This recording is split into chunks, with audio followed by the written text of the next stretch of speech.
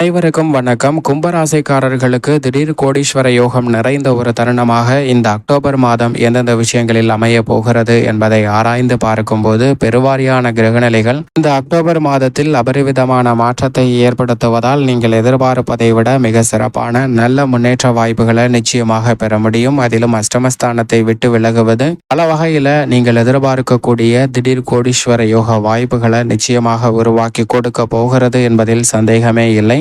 இந்த வேளையில் சாதகமற்ற அமைப்பாக பார்க்கப்படுவது ஜென்மத்தில் இருக்கக்கூடிய சனி பகவானின் அமைப்பு, அஷ்டமத்தில் இருக்கக்கூடிய கேதுவின் அமைப்பு, தனஸ்தானத்தில் இருக்கக்கூடிய ராகுவின் அமைப்பு. இதை தவிர சந்திரன் நன்மை தீமை கலந்த ஒரு அமைப்பில் வலம் வருகிறார். இந்த கிரக நிலைகளை தவிர மற்ற கிரக நிலைகள் நிறைவான நன்மையை நிச்சயம் அள்ளி கொடுக்க போகின்றன. அதிலும் குறிப்பாக குரு சுகஸ்தானத்தில் வீற்றிருக்கிறாருங்க. முற்பகுதியில் பிற்பகுதியில் வக்ரம் பெற்றாலும் நிறைந்த நன்மை கும்பராசிக்காரர்களுக்கு குதூகலமும் கொண்டாட்டமும் நிறைவாக கிடைக்கக்கூடிய வகையில் அமைகிறது என்பதை தெளிவாகவும் துல்லியமாகவும் உறுதிப்படுத்துகிறாருங்க. குரு தனஸ்தானத்திலும் அஷ்டமஸ்தானத்தில் ராகு கேது இருப்பதால் சற்று உத்தியோக சார்ந்த பணிகளில் கவனம் தேவை. தொழில் ரீதியாகவும் புதிய முதலீடுகளில் அதிக கவனத்துடனும் விழிப்புணர்வுடனும் செயல்பட வேண்டும். ஆனால் கலைத்துறையின் நாயகனாக இருக்கக்கூடிய சுக்கிரன் முற்பகுதியில் உச்சம் பெற்றும் பிற்பகுதியில் கர்மஸ்தானத்தில் நுழைகிறார். எனவே மற்ற துறைகளை விட கலைத்துறை, அரசியல் துறையில் திடீர் கோடீஸ்வர யோக வாய்ப்புகள் நிறைவாக சந்திப்பதற்கான முதன்மையான யோகம் கும்பராசிக்காரர்களுக்கு நிச்சயம் உண்டு என்பதை சுக்கிரன்